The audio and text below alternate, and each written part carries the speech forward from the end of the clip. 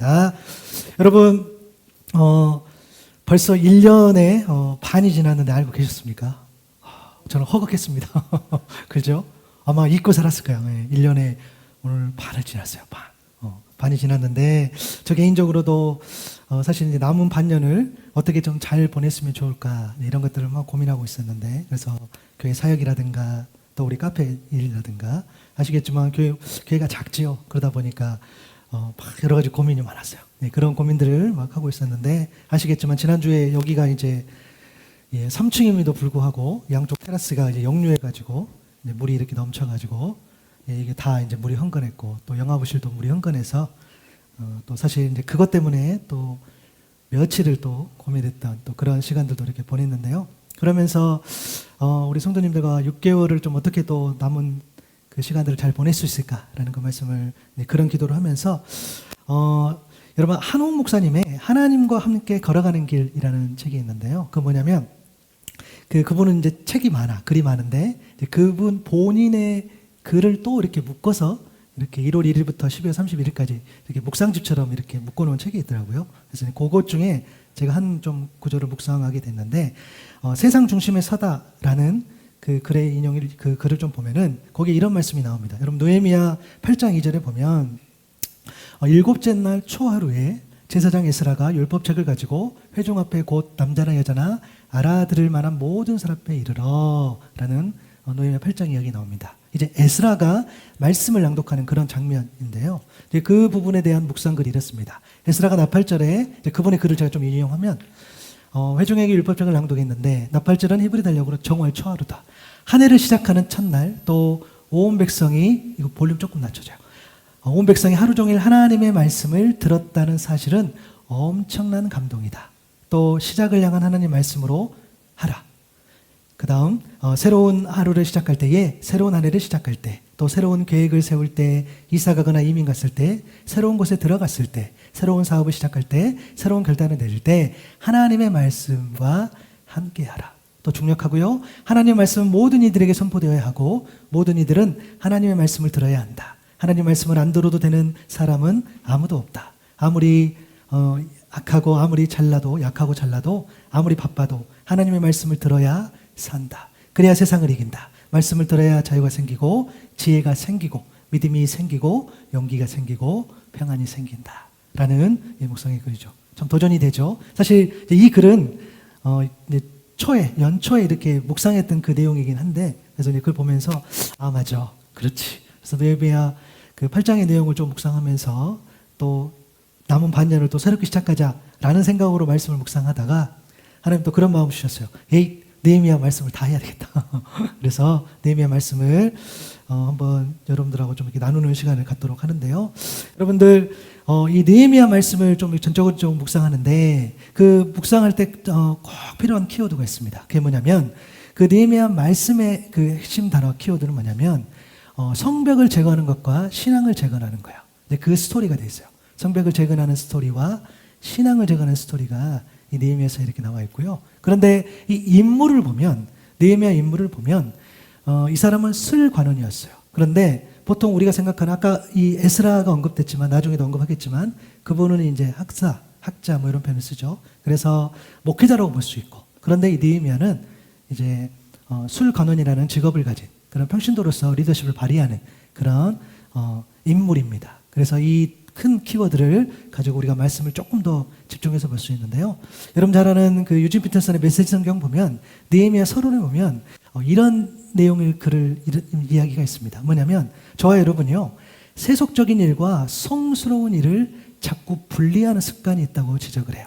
이제 그러면서 자신과 주변 세상을 두 영역으로 나누어 분리시키는 습관을 사람들은 대체 어디서 배운 것일까? 저 여러분에게 이제 이렇게 질문하는 거죠. 분명 성경으로부터는 아니다. 거룩한 성경은 처음부터 끝까지 그러한 분리를 완강히 거부한다.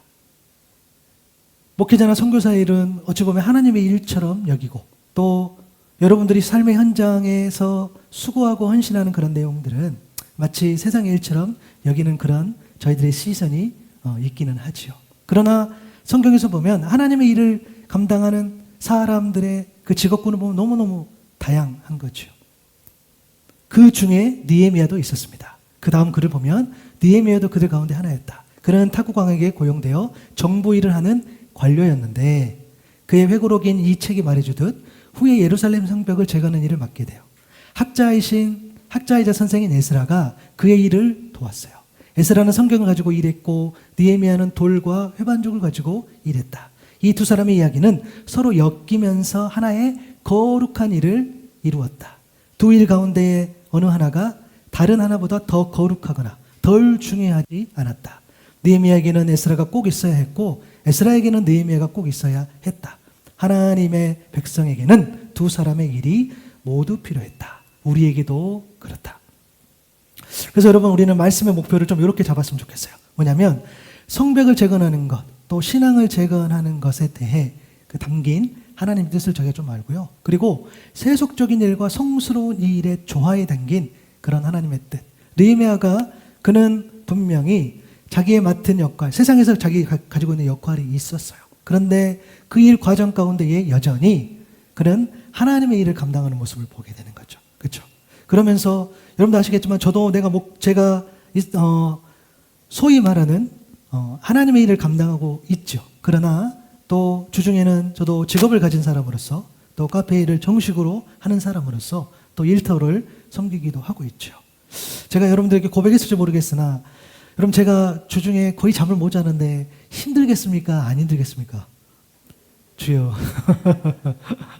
근데 제가 고백했던 게 있어요. 제가 물론 하나님께서 또 목회일을 더 크게 더 이렇게 분량이 많이 맡겨주실 수도 있겠죠. 그러나 우리 목회자의 약점 중에 하나 뭐냐면 하나님을 믿지 않는 사람을 만날 기회가 별로 없어요. 그렇죠? 그런데 비즈니스 현장은 다르다는 거지. 그래서 제가 온전히 기도하는 게 있어요. 물론 너무 피곤하고 아침부터 거의 마감하면 11시 되는데 그렇게 막 몸을 혹사하는 것들은 좀 부담되기는 하나 비즈니스를 통해서 또 믿지 않는 사람들과의 어떤 만남들 그리고 세상 속에서 치열하게 살아가는 또 성도님들의 삶을 살피는 것들도 중요해서 이것들을 꼭 병행하기를 원한다는 기도를 꼭 하고 있는데 어찌됐든 저와 여러분이 그런 조화를 이루어야 된다는 거죠. 그렇죠? 그래서 그러한 좀 관점으로 말씀을 보면 좋겠는데요. 오늘 보면 4절을 보면 오늘 글의 전체 분위기 한번 읽어볼까요? 시작. 내가 이 말을 듣고 앉아서 울고 수일 동안 슬퍼하며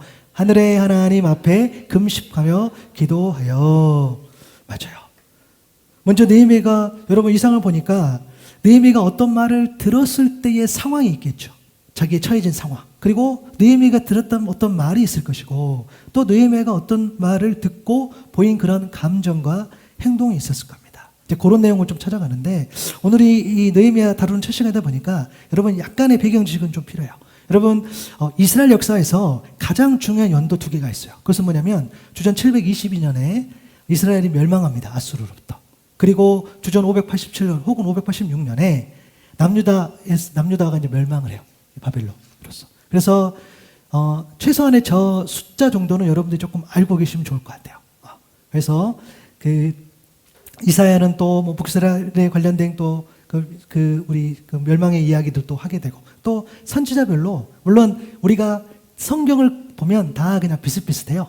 왜냐하면 북이스라엘도 남유다도 사실은 하나님의 심판 앞에서 망하기 때문에 그렇죠. 그러나 그럼에도 저 좀 숫자를 좀 기억했으면 좋겠고 그래서 이제 남유다까지 이제 멸망을 하는 거죠. 그러면서 그때의 수많은 유대인들이 이제 바벨론으로 포로로 끌려가는 일이 발생을 해요. 너무너무 힘들겠죠. 그런데 70년 후에 이 바벨론이 성경에는 바사, 페르시아에 의해 멸망이 당해요.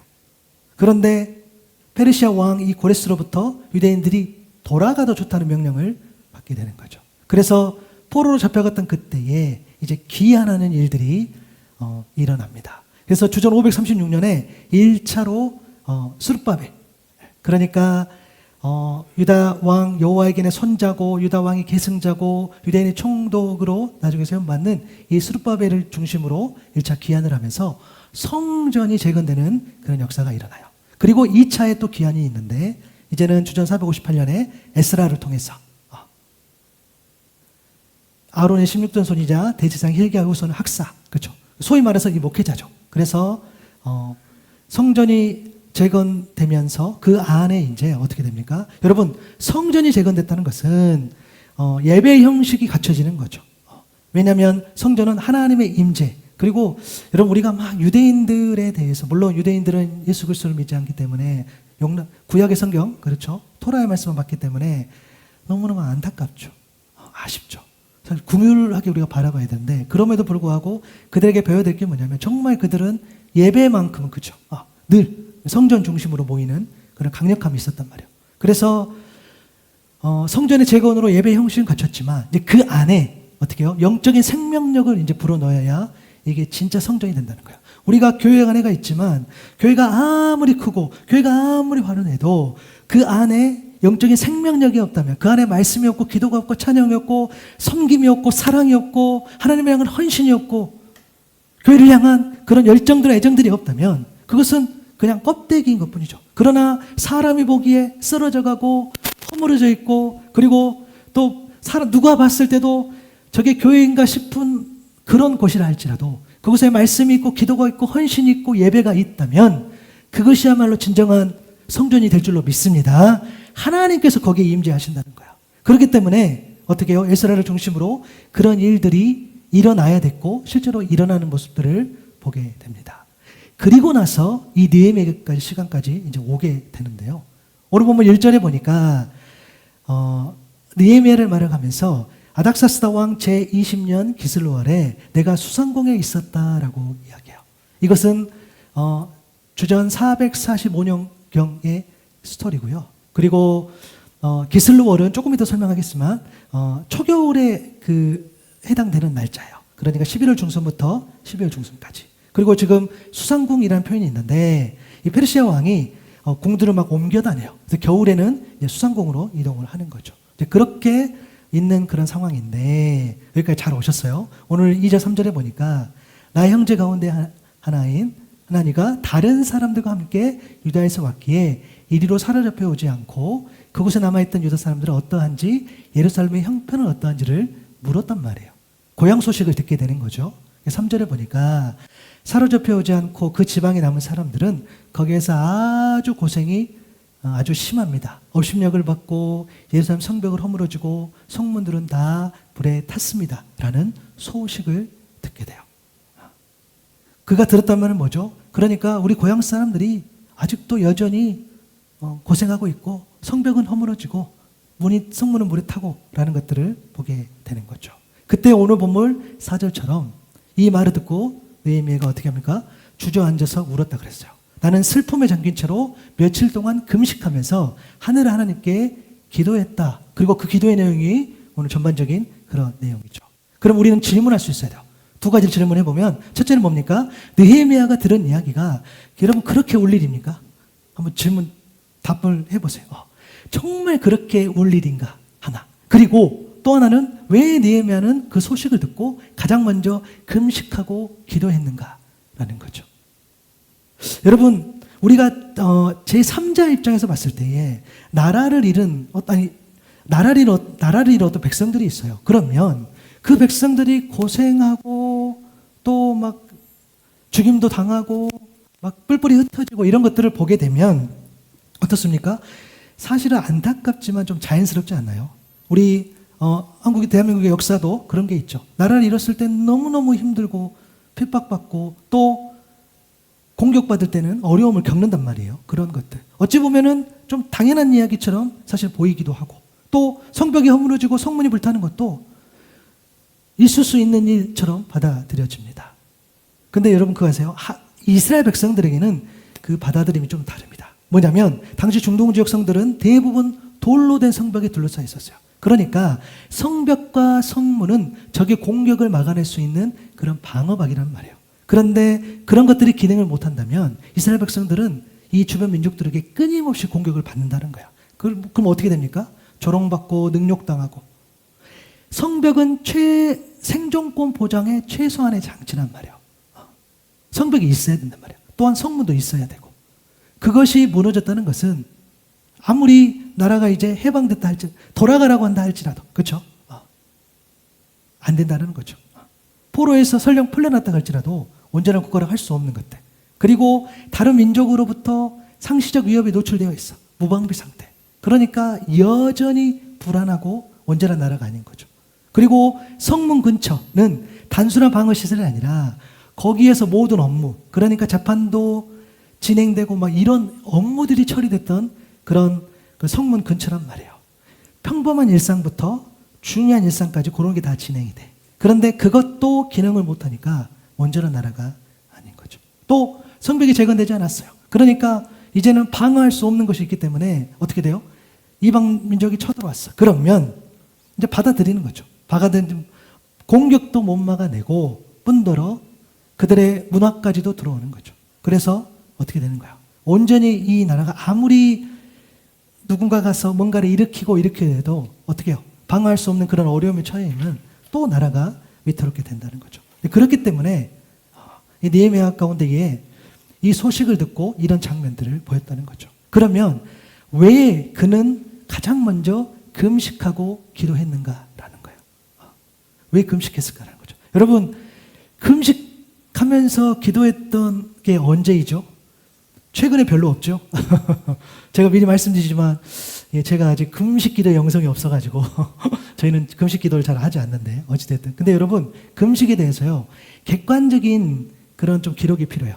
자, 한번 제가 라이프 성경 사전에는 글을 좀 가져봤는데 봐보세요.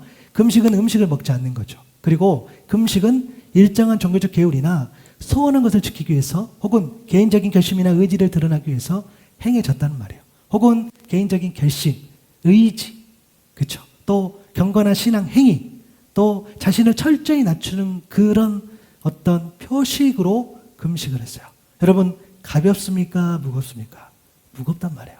그렇죠. 금식은 굉장히 무거운 거예요. 여러분, 저 한번 따라 보시겠어요? 금식은 다이어트가 아닙니다. 왜 안 따라하지? 다이어트 아니요. 그렇죠? 네. 여러분, 이 글을 보서는 금식을 우리가 가볍게 여기면 안 돼요. 그렇죠? 또 봐볼까요? 특별히 고통 중에 참여할 때 고인에 대한 슬픔의 표시로 절박하고 간절한 요청을 하나님 앞에서 성적을 수행할 때 금식이 시행되었다는 거예요. 가볍지 않단 말이에요. 또 율법에 의하면 이 금식은 공식적인 기간은 1년에 원래 단 한 번뿐이었어요. 그죠? 속죄일에. 그런데 개인적으로 7일, 3일, 40일 하루 낮이나 밤 동안 자신이 기간을 정하고 금식을 하는 것들이 일어나죠. 그리고 실제로 그게 이제 전통으로 자리 잡는 거겠죠. 그리고 바벨론 포로 이후에 어떻게 했습니까? 1년에 4차례 금식이 선포되고, 그리고 신약 시대에서는 이걸로는 안 돼. 바리새인들은 주 위에 월요일과 목요일이 금식기구로 정하고 금식했다는 거예요.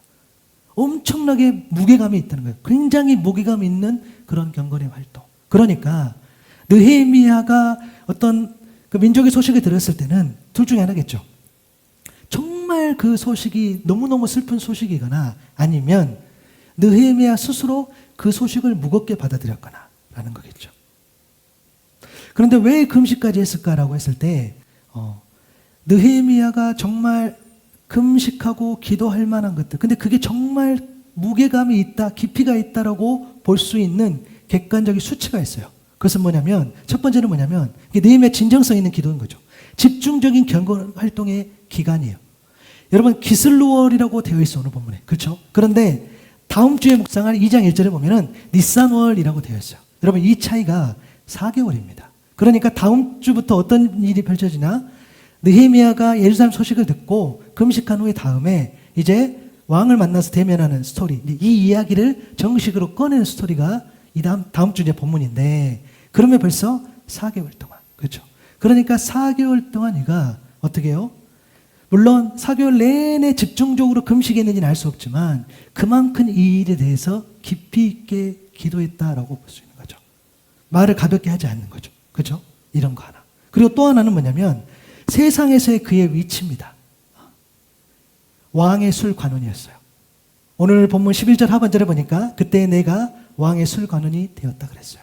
여러분, 느헤미야는 유다가 멸망하고 붙잡혀온 사람 중에서 이 페르시아에서 태어난 인물이에요. 그렇죠? 그러니까 이는 이중 문화, 그러니까 유대 문화, 바벨론 문화에서 자란 유대인이었어요. 그런데 그가 왕의 술관원이 되었단 말이에요. 그러니까 외국인이 그 나라의 왕실의 관료가 된 거예요.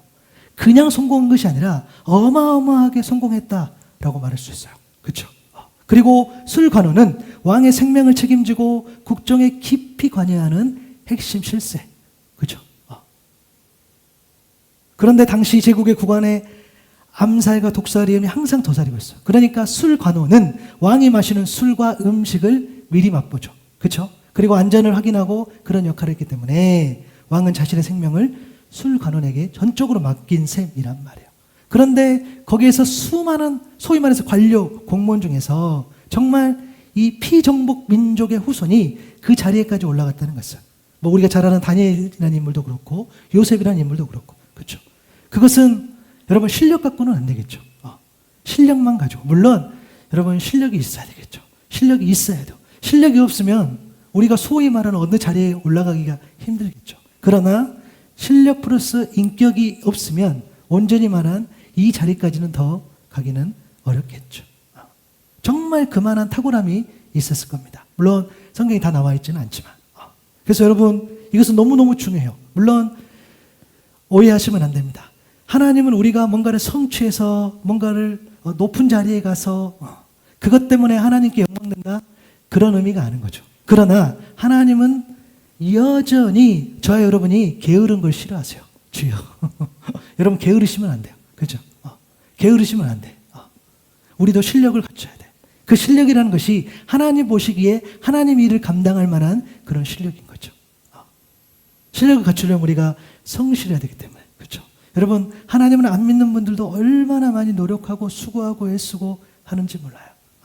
느헤미야의 그 삶 가운데에 여러분 얼마나 사실은 대단한 인물이잖아요. 그렇죠? 그 자리에까지 올라가는 거 대단한 거죠. 그런 그 사람. 그런데 왜 이 이야기를 자꾸 했냐면 어찌됐든 그 술 간호는 왕의 곁에서 그림자처럼 수행해서 매일 한두 번 이상 독대할 수 있었다고 해요. 그러니까 거기에서 막 이런저런 이야기를 할 수 있기 때문에 심지어 왕의 마음도 돌이킬 수 있는 그런 자리, 그런 실세 자리까지 간 거죠. 그러니까 왕의 마음을 어떤 결정, 국가적인 결정까지도 끌어낼 수 있는 그런 강력한 힘을 가진 자리. 그런 느헤미야가 매우 영향력 있는 위치에 올랐던 그는 사실 아쉬울 게 없는 상황이었어요. 오히려 그는 자기 나라를 보면서 나에게 해준 게 뭔데? 라고 해도 될 만큼, 그죠? 그가 태어나 보니까 나라가 멸망되어 있었고, 그가 태어나 보니까 포로 생활 이렇게 옮겨져 있었고, 뭐 사실 그런 거잖아요. 그리고 동족이 울던 힘들든 말든 사실 상관없이 그런 것들 외면하고 자기가 어찌됐든 본인도 얼마나 수고하고 노력했겠습니까? 그런 어떤 자리까지 갔으니까 얼마든지 그도 부귀영화를 누리면서 편안하게 살 수 있었던 그런 위치. 그런데 그가 유다에서 돌아온 그의 동생으로 알려진 하나님에게 고교 형편을 들었을 때에 그것으로 인해 울고 슬퍼하고 금식 기도를 했다는 것은 그는 늘 자신의 고국을 향해 자신이 속한 그 나라를 향해 마음이 열려 있었다는 거예요. 여러분 여기서 우리는 하나님의 놀라운 섭리와 일하심을 보게 돼요. 그것은 뭐냐면 하나님께서 느헤미야에게 예루살렘의 소식을 듣게 하시고 또 그 자리에서 울음으로써 통곡으로써 그렇게 감정을 느끼게 하시고 그래서 그를 금식의 자리로 이끄신 이유, 금식의 자리까지 가서 기도하게 하신 이유는 그를 무너진 공동체를 재건할 하나님의 도구로 사용하기 위함인 줄로 믿습니다.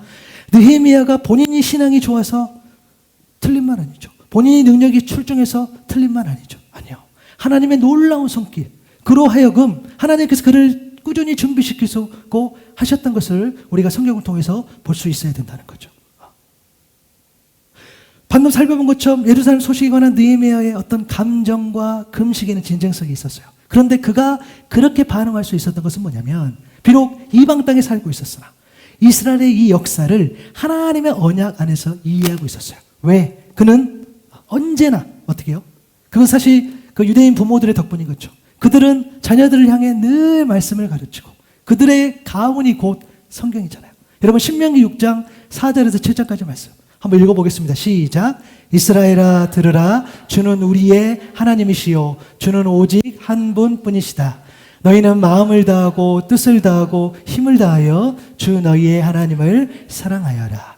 내가 오늘 너희에게 명하는 이 말씀을 마음에 새기고 자녀에게 부지런히 가르치며 집에 앉아 있을 때나 길을 갈 때나 누워 있을 때나 일어나 있을 때나 언제든지 가르쳐라. 아멘. 그의 부모는 말씀대로 사실은 그게 그들의 문화인 거죠. 자녀들에게 말씀을 하죠. 그것이 설령 그것이 율법적이라도 그것이 믿음 없이 막 가르친다 할지라도 그들에게 여전히 그의 말씀을 늘 가르쳤단 말이야. 근데 여러분 이 말씀이 참 놀라워요. 여러분 아시죠? 나는 믿음이 없거든요. 나는 믿음이 연약한데 내가 어찌어쩌다 보니까 누군가에게 말씀을 던졌는데 그냥 전했는데 그 말씀을 받은 사람들이 훨씬 믿음이 좋은 경우도 그런 경우도 우리 많이 봐요. 그렇죠? 그래서 성경에도 나와 있잖아요. 나중된 작업만 먼저 돼버려. 그렇죠? 나는 과거에 그래도 내가 더 믿음이 좋았던 것 같은데 알고 보니까 더 늦게 믿고 더 하나님 잘 몰랐던 누군가가 자 하나님 보시기에 합당한 그렇죠? 그런 어떤 역할들을 감당하는 모습을 보게 되는데 여러분 느헤미야 또한 그렇게 된다는 거예요. 알 수 없지만 그가 그렇게 생각하지 않았겠죠. 그가 뭐 하나님께서 나를 세우시려고 또 뭐 훈련시키시려고 나 이런 상황 가운데 놓이겠다 이렇게 생각하지는 못했을 거나 그도 그 상황을 알지 못했겠으나 그러나 하나님은 철저하게 그를 훈련시키시면서 그를 세워가는 그런 모습들을 우리가 성경을 통해서 우리가 영적인 상상으로 우리가 받아들일 수 있는 거죠. 그 진가가 오늘 그가 드린 기도에서 고스란히 남겨 있어요. 그는 하나님의 언약과 이스라엘 역사를 자신의 뿌리로 한 거예요. 내가 누군가 내가 하나님 앞에 누구인가를 알고 있기 때문에 예루살렘의 소식은 단순한 남의 나라 이야기가 아니라 자신의 정체성에 관한 그런 문제로 그가 받는 거죠. 여러분 솔직히요 우리가 솔직히 보면 나라가 위기에 직면했다고 여러분 느헤미야처럼 그렇게 기도하고 울고 여러분 그러십니까? 솔직히 지금 이제 한국에서 뭐 선거도 끝나고 그렇게 했는데 또 여러 가지 문제들이 있죠. 뭐 잡음들이 있죠. 그러면 그것을 보고 여러분 막 금식하시면서 나가 이렇게 되면 안 돼. 여러분 우리 그렇게까지 하지는 않지 않나요? 주여. 여기서 갑자기 누가 그렇게 하는데요 하면 제가 할 말이 없는데 우리가 대부분 그렇게까지 하지 않아요. 그렇죠? 그런데 그럼에도 느헤미야는 굉장히 뜨겁게 반응했어요. 그는 아쉬울 게 없고 그런 뭐 아쉬울 게 없고 그런 사실은 굳이 내 나라가 뭐 잘 되는 뭐든 상관없어. 나는 이미 이곳에서 굉장히 높은 지위를 얻었기 때문에 전혀 그럴 필요 없는 사람이 그곳을 보면서 뜨겁게 반응했던 모습들을 보게 되는 거죠. 하나님께서 느헤미야에게 직접 하나님의 눈물과 궁일의 마음을 가슴에 부어주신 거다. 하나님께서 느헤미야에게 주신 그런 감동과 감격이 있었다는 거예요. 여러분 이거 같은 거죠. 여러분 누구나 다 나라와 민족을 위해서 깊이 있게 기도하진 않아요. 누구나 다. 물론 그런 마음이 있지만 누구나 다 총선을 향해서 기도하고 누구나 다 노년의 할머니 할아버지 혹은 몸이 불편하신 누군가로부터 특정적으로 그렇게 기도하고 또 누군가는 아이들 불쌍한 아이들 혹은 누군가는 고아들 어떤 특정 영역에 많이 이렇게 관심을 보이는 누군가를 보게 되는 거죠. 그러면 마찬가지인 거죠. 느헤미야도 하나님께서 느헤미야를 통해서 나라의 눈물, 그 아픔을 보게 하신 거예요. 아멘. 단순하게 느헤미야가 그냥 그런 상황들을 보고 이렇게 한 것이 아니라 하나님께서 그를 하나님의 도구로 사용하시려고 그를 그 자리로 이끄신 줄로 믿습니다. 여러분의 삶의 현장을 보시면 알아요. 여러분의 어떤 신앙을 보시면 알아요. 여러분이 특정 어느 부분에 여러분의 마음이 갈 수 있어. 그렇잖아요. 내가 내 가정을 보고 특별히 가슴이 아파. 내가 내 공동체를 보고 특별히 가슴이 아파. 내가 내 속해 있는 이 직장을 보고 내가 특별히 가슴이 아파. 내가 사회의 어떤 현상을 보고 어떤 정치적인 현상을 보고 사회적인 현상을 보고 어떤 문화적인 현상을 보고 어떤 경제적인 현상을 보고 내가 그것을 가지고 특별히 마음이 가. 누군가는 장애인에게 누군가는 고아에게 특별한 마음이 가. 그것은 하나님께서 그로 하여금 하나님께서 그에게 사명을 주신 줄로 믿습니다. 바로 그것들을 우리가 깨달아 알 수 있어야 되는 거예요. 이와 같은 거죠. 여러분 하나님의 성전이 있는 예루살렘에 그러니까 유대인들에게서 예루살렘에 성전이 있어요. 재건됐어요. 그런다 할지라도 하나님을 멀리하는 사람이 있고 저 멀리 지금 느헤미야는 예루살렘을 향해서 대략 약 1600km 정도 떨어진 이방 나라에 있어요. 그런데 여전히 그는 늘 그곳에 그 성전을 향해서 그 마음 그 하나님을 향한 그 마음이 느헤미야는 늘 가까이 있었다는 거예요. 그렇죠? 그러니까 우리는요, 성전이 있든 없든, 그렇죠? 내가 어떤 역할을 감당하든 감당하지 않든 우리가 서 있는 그곳에서 온전히 하나님을 바라볼 때에 그것이 하나님께서 하나님을 향한 가장 복된 일을 믿습니다. 우리가 정말 그렇게 살아가야 된다는 거예요. 때로는 우리가 그럴 수 있잖아요. 내가 누군가는 하노이에 와서 신앙이 더 좋아진 것 같기도 하고, 누군가는 그렇잖아요. 한국에 있을 때보다 여기 오니까 신앙이 더 안 좋아지거나 혹은 더 좋아지거나, 우리가 이런 것들을 경험했을 때에, 물론 여러분 한국 계실 때보다 여기 계실 때가 신앙이 더 좋아진 줄로 믿습니다. 대답하세요. 그럼 안 되는데. 우리 그렇게 해야 된다는 거죠. 그렇죠? 한국에 있을 때는 내가 막 이런저런 신앙생활을 했는데 여기 오니까 뭐 대충 하게 되고 이런 걸로 우리는 살아가서는 안 된다는 거죠. 그러나 느헤미야는 철저하게 보세요. 반대로 됐어. 훨씬 더 그가 거기에서 누릴 것들이 많지만 그는 그렇게 하지 않고 자기에게 주어진 그 상황 가운데에 반응한 거죠. 여러분, 느헤미야의 기도를 자세히 들여다보면 그렇게 돼요. 여러분 5절 봐볼까요? 읽겠습니다. 시작. 5절에 보면 시작. 이르되 하늘의 하나님 여호와 크고 두려우신 하나님이여, 주를 사랑하고 주의 계명을 지키는 자에게 언약을 지키시며 긍휼을 베푸시는 주여 간구하나이다. 아멘. 여러분, 느헤미야의 종의 기도 첫 번째는 뭡니까? 기도의 시작은 정체성의 고백이라는 거예요. 여러분, 느헤미야가 하늘의 하나님, 크고 두려우신 분, 언약을 지키시며 긍휼을 베푸시는 분 하면서 기도하면서 하나님을 향해 고백했단 말이에요. 여러분, 하나님이 누구이신지 고백하는 것은요, 자신이 누구인지를 고백하는 것과 같아요. 다시요. 하나님이 누구이시요? 나에게 하나님은요, 사랑의 하나님이야. 또한 나에게 하나님은요, 긍휼의 하나님이야. 나에게 하나님은요, 자비의 하나님이야. 라고 고백했을 때는 나 또한 긍휼의 하나님을 내가 찬송합니다. 자비의 하나님을 내가 찬송합니다. 내가 누군지를 고백하는 것 같다는 거예요. 내가 그렇게 고백하는 거죠. 그것이 나의 정체성이야. 내가 그렇게 그런 하나님을 믿고 의지한다는 거야. 그렇죠? 그렇기 때문에 느헤미야가 기도하면서 왜 하나님이 어떤 분인지를 고백할게요.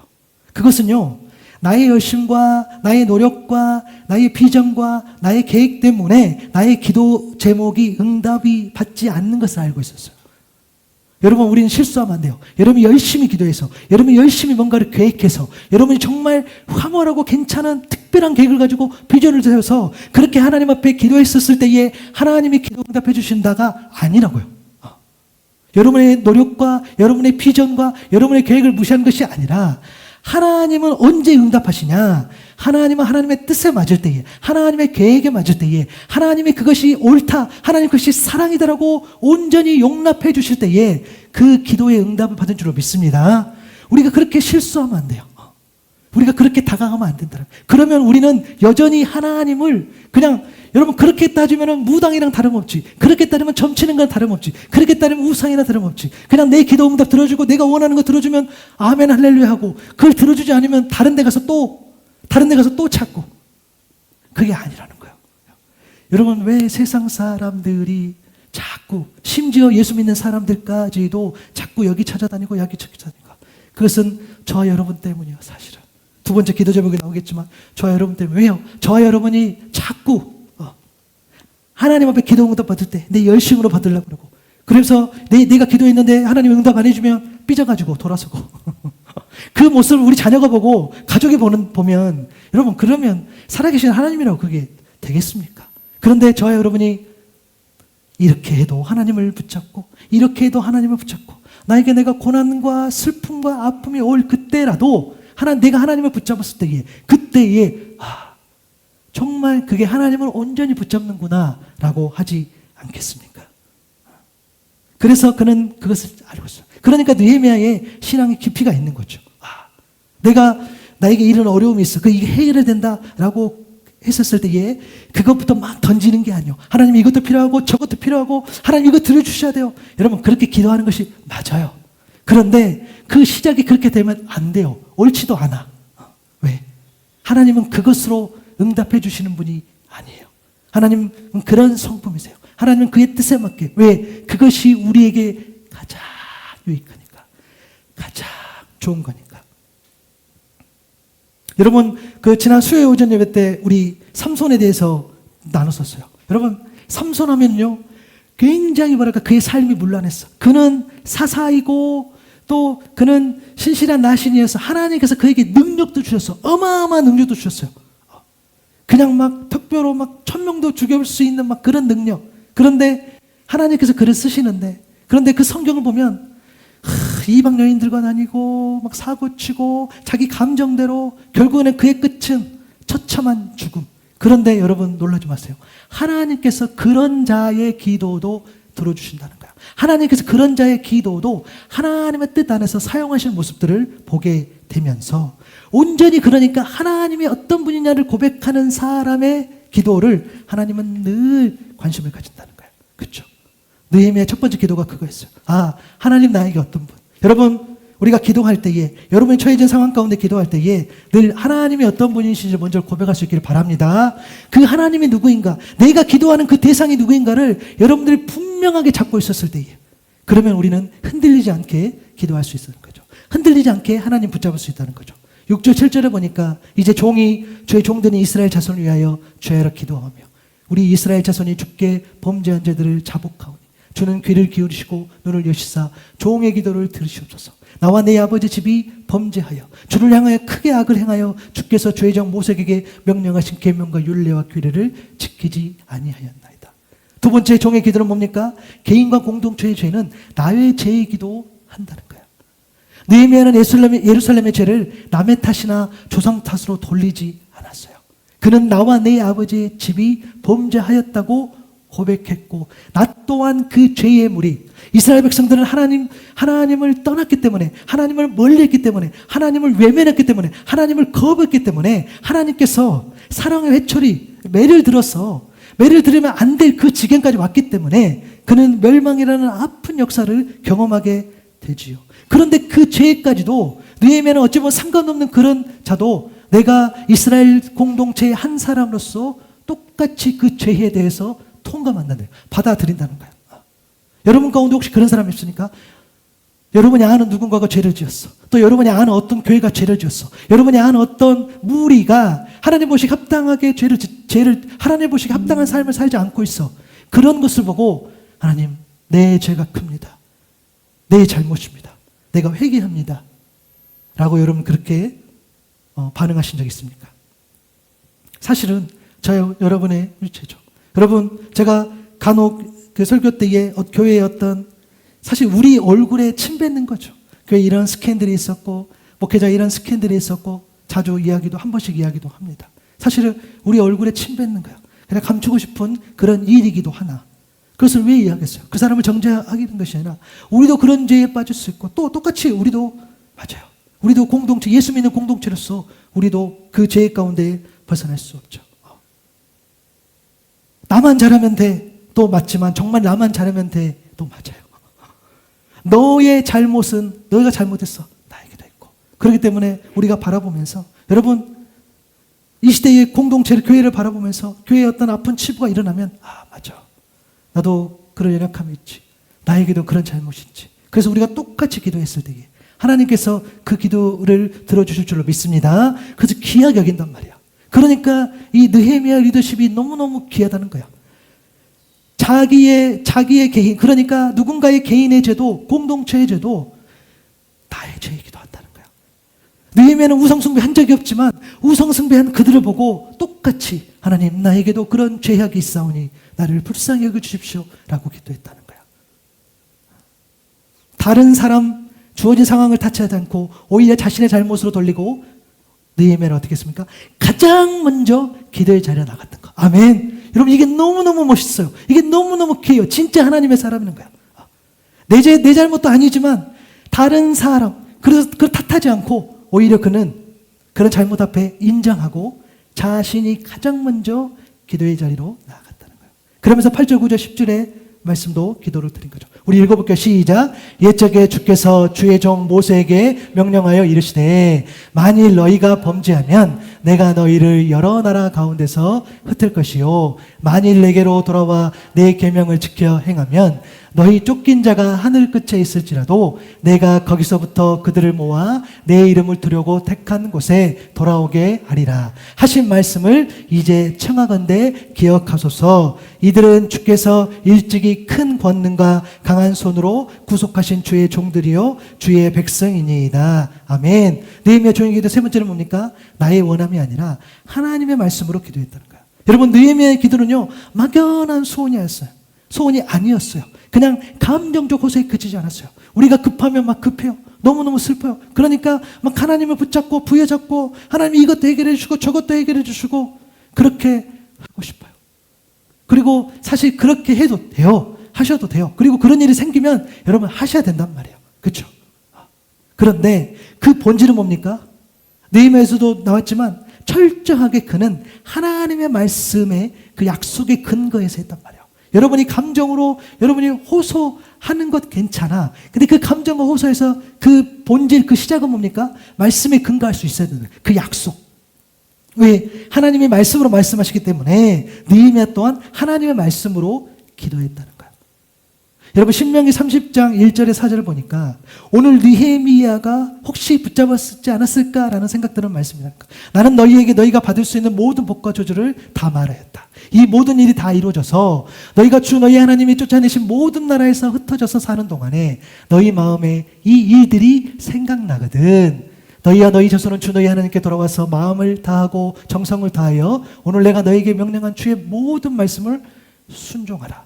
그러면 주 너희 하나님이 마음을 돌이키시고 너희를 불쌍히 여기셔서 포로 생활에서 돌아가게 하여 주실 것이다. 그리고 주 너희 하나님이 너희를 그 여러 민족 가운데서 흩으신 데서부터 다시 모으실 것이다. 쫓겨난 너희가 하늘 끝에 가 있을지라도 주 너희 하나님은 거기에서 너희를 모아서 데려오실 것이다. 아멘. 그가 붙잡았던 것은 이 말씀. 여러분, 기도는요 내 열심으로 하나님의 뜻과 하나님의 계획을 내가 원하는 것으로 설득하는 것이 아니라는 거예요. 자꾸 실수해. 하나님하고 자꾸 거래하려고 그래. 하나님, 내 뜻이 내 계획이 이러니까 내가 이 정도 열심히 하니까 하나님 이것 좀 들어주십시오. 이때에 내가 이것을 이루어야 되겠고 이때에 내가 요만큼 나가야 되겠고 이때에 내가 이것이 필요합니다 라고 기도하는 것이 아니라는 거예요. 하나님이 이미 하신 약속 안에서 하나님의 일하심을 기대하면서 그 신실하심을 깨달아 알아가는 영적인 소통이 바로 기도인 줄로 믿습니다. 하나님의 뜻을 아는 것이 기도이지 내가 원하는 거 바라는 거 설득하는 것이 기도가 아니라는 거예요. 철저하게 어떻게 해요? 하나님의 말씀 안에서 기도했던 거. 여러분, 그랬어요. 할 수만 있다면 이 말씀 붙잡고 기도했을 때는 흔들리지 않기 때문에 할 수만 있다면 여러분들이 어떻게 해요? 말씀을 많이 알고 여러분이 깊이 알고 새롭게 하는 것이 중요해요. 여러분, 새롭게 한다는 건 뭡니까?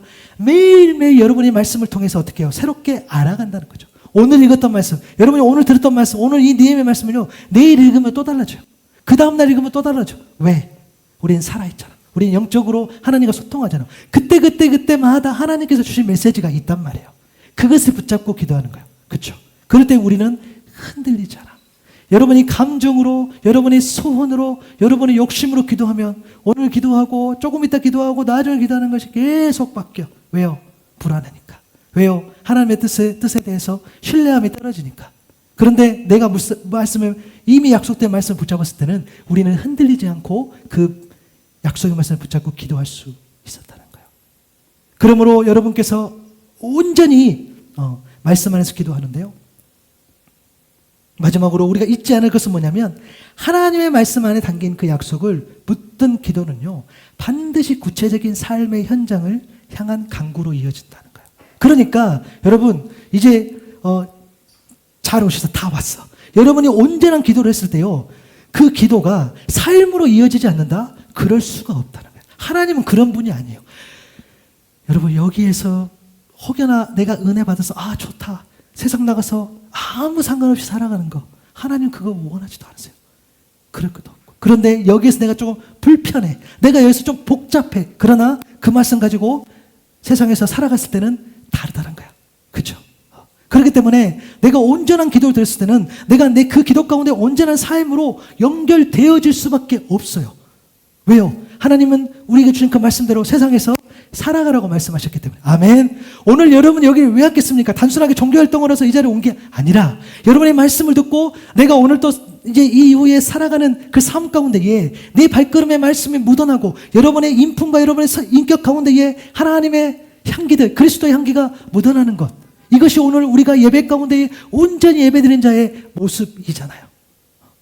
오늘 본문 11절에 보니까 우리 같이 읽어볼까요? 시작. 주여 구하오니 귀를 기울이사 종의 기도와 주의 이름을 경외하기를 기뻐하는 종들의 기도를 들으시고 오늘 종이 형통하여 이 사람들 앞에서 은혜를 입게 하옵소서 하였나니 그때 내가 왕의 술 관원이 되었느니라. 아멘. 여러분 이것을요 세번역 버전으로 다시 한번 봐볼게요. 다시 한번 보면 뭐냐면 주님 종의 간구를 들어주십시오. 종의 이름을 진심으로 두려워하는 주의 종들의 간구에 귀를 기울여 주십시오. 이제 주의 종이 하는 모든 일을 형통하게 하여 주시고 왕에게 자비를 입게 하여 주십시오. 이제 주의 종이 하는 모든 일들을 형통하게 하여 주셔서 열어주셔서 왕에게 자비를 입게 하여 주십시오 라는 것이 이 느헤미야의 기도의 마지막 결론이었어요. 왜요? 왕에게 자비를 입어야지, 왕에게 도움을 받아야지, 왕이 나의 길을 열어주고, 왕이 나에게 힘을 보태주고, 왕이 나에게 내가 움직일 수 있도록 그가 그렇게 일하지 않으면 안 된다는 것을 알고 있기 때문에. 그렇기 때문에 그가 기도한 거죠. 하나님, 내가 이 마음을 품고 또 이런 하나님 마음을 주셨는데 이 일을 위해서는 이런 일들이 필요합니다. 그러니 하나님, 그게 하나님 뜻이라면 그 길을 열어주십시오 라고 삶의 현장으로 연결되는 그 기도를 했다는 거예요. 그러니까 여러분들께서 마찬가지예요. 내가 온전한 기도를 드렸을 때에 여러분의 삶까지 연결이 되지 않는다? 그러면 여러분 미안해요. 다시 기도하셔야 돼요. 다시 여러분들 가운데에 하나님의 임재를 구하면서 하나님 내가 어떻게 살아내야 되겠습니까? 여러분 뭔가를 하라는 게 아니에요. 여러분 뭔가를 훌륭한 결과를 내라는 게 아니에요. 여러분의 발걸음을 이야기하는 거야. 그렇죠? 여러분의 삶 가운데에 내가 어떻게 살아가야 될지를 이야기를 하는 거겠죠. 그것은 그에게 맡겨진 사명을 감당하기 위해서 느헤미야에게 주신 그런 마음이었죠. 나라가 위태롭구나.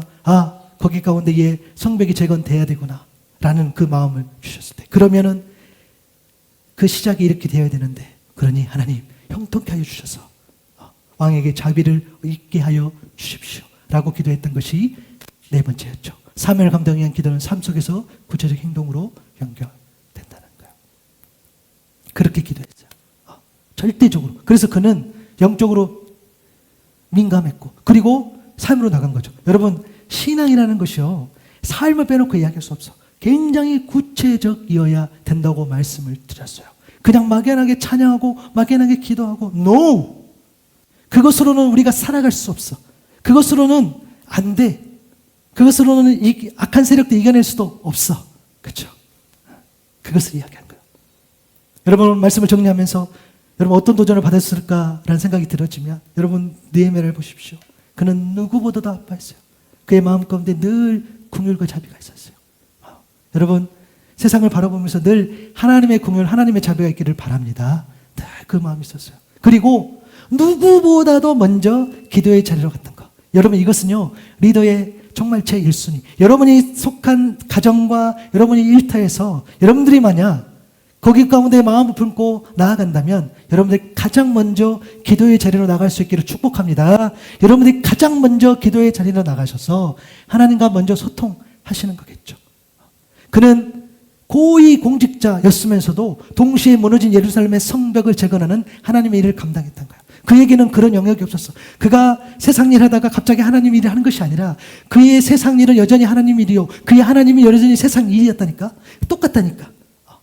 내가 오늘 교회에서, 그러면 내가 오늘 주일날 여기서 신앙생활 여기서 예배 드렸어.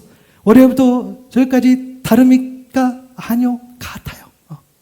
여기서도 하나님 앞에 거룩하게 살아갔을 때에, 또 세상 속에서도 여전히 거룩하게 살아갔을 때에 하나님께서 그것을 귀하다고 여기는 것처럼. 그래서 구분 없이 그는 일상을, 사명을 감당했던 건강한 신앙관. 여러분 오늘 이후로 우리도 느헤미야처럼 그런 경계를 허물고 여러분이 속한 그곳에서도 여전히 거룩하고 영적인 구별된 일들을 해나갈 수 있는 저와 여러분 될 수 있기를 바랍니다. 그것이 우리에게 도전이 되었으면 좋겠어요. 그리고 공동체의 죄와 그 고통을 내 책임으로, 맞아요. 세상에 교회가 손가락질 받고 세상 사람들에게 외면당하는 그것을 나의 아픔으로 여기고 나의 죄가로 여기고 여전히 통감하고, 그래서 우리가 온전히 금식이라는 그 행식을 취하지 않는다 할지라도 여전히 그러한 마음으로 기도의 자리로 나가는 거죠. 그 공감하는 거죠. 그 사람의 어떤 감정도 이해하지만 그 사람의 죄도 우리가 공감할 수 있어야 돼요. 맞아. 그래서 같이 그 죄를 같이 짊어져 주는 거죠. 이겨낼 수 있도록. 그리고 그의 말씀에 근거한 기도, 구체적인 삶을 연결됐던 것들. 그는 자신이 왕 앞에서 은혜를 입어서 실질적인 그런 성벽 재건 업무를 수행할 수 있도록 구체적인 형통함을 강구했던 것들. 그래서 여러분 꼭 기도하실 때에 내가 어떻게 살아갈지에 대한 그 수고와 애씀까지도 하나님 앞에 응답받을 수 있는, 그래서 그렇게 살아갈 수 있는 그런 여러분 종의 기도를 드릴 수 있기를 바랍니다. 여러분 계속해서 느헤미야를 묵상했을 때요, 오늘 목사님 양이 좀 많긴 했지만 그래도 꼭 느헤미야 말씀을 주중에 꼭 묵상해 보시고, 그리고 그가 오늘 제가 드렸던 그런 여러 가지 나눔들이 있었지만 그가 보인 어떤 그런 리더로서의 어떤 그런 모습들, 먼저 기도의 자리에 나갔던 것들, 죄를 자신의 책임을 통감하고, 그리고 삶까지 연결되는 그런 기도의 모습들을 보면서 우리도 온전히 그렇게 살아낼 수 있는 저와 여러분 될 수 있기를 바랍니다.